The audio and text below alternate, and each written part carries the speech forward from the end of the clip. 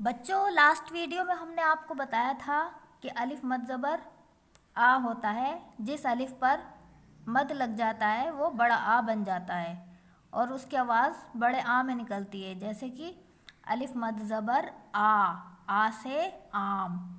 آج ہم آپ کو ان دونوں میں انتر بتائیں گے کہ الف سے کون کون سے الفاظ بنتے ہیں اور الف مد زبر آ سے بڑے آ سے کون کون سے الفاظ بنتے ہیں.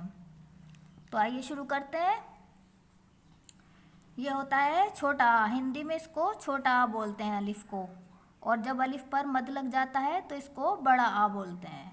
اس کی آواز ہم اس طرح سے نکالتے ہیں جیسے کہ ا، اور اس کو ہم بڑا آ بولیں گے آ سے انار اور بڑے آ سے آم. چھوٹے آ سے انار اور بڑے آ سے آم.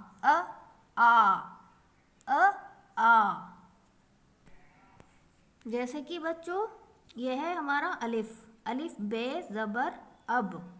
جب الف پر مد لگ جائے گا تو یہ اب سے ہو جائے گا آب. آب. اسی طرح سے الف گاف زبر اگ.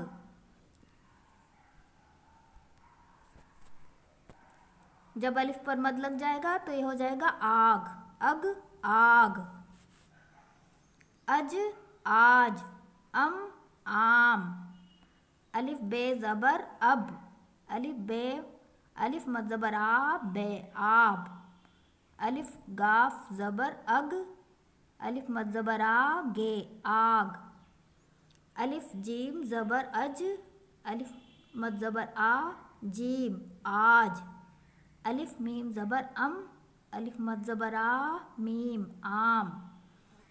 اس طرح سے ان میں الگ الگ انتر ہے. اس کی آواز ہے اب اور یہ بنے گا آب. آب. اگ آگ.